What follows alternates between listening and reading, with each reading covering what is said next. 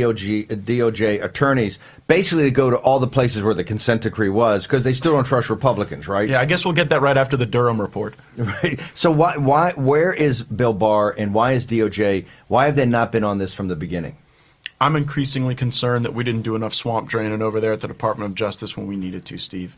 You know, I'm worried that human resources sometimes becomes policy, and the fact that we allowed folks to stay there and simmer in their resentment of the president and his supporters and his movement has really cost us at a time when we needed the Department of Justice to be active to ensure that legal votes were not being unfairly diluted with these operations in some of these urban areas where there was no enforcement of the law, where there was no meaningful access. The first time a partisan observer, Republican or Democrat, by the way, is excluded from reviewing those ballots as they were being counted, the U.S. Department of Justice should have been in a federal court seeking an injunction, you know, within minutes or hours, not waiting days later, because here's our problem. We're going to prove a whole heck of a lot of fraud, but a lot of these fraudulent ballots have already been commingled with other ballots that were legally voted.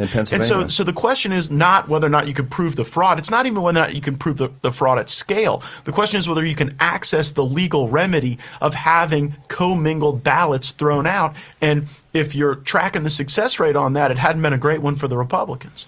Isn't the remedy you just can't certify? Because Pennsylvania, they went to court that day, they got an injunction from a judge, and the sheriff and the local authorities said, you know, we'll take it under advisement. I remember that happening to me in 2018 when they were trying the same stuff in Broward County, Florida. I mean, we got court orders for access, and when I tried to take those court orders and walk into the building, a man with a gun, like, was about drew down on me and said, like, don't take another step further, and they were in there counting ballots. And so I think that some of the harvesting activity you saw in 2018 was the dry run for then what they did in 2020. Does Florida, DeSantis and Scott was the dry one? Why didn't we take, you guys did an amazing job. We won both. Yeah. Right?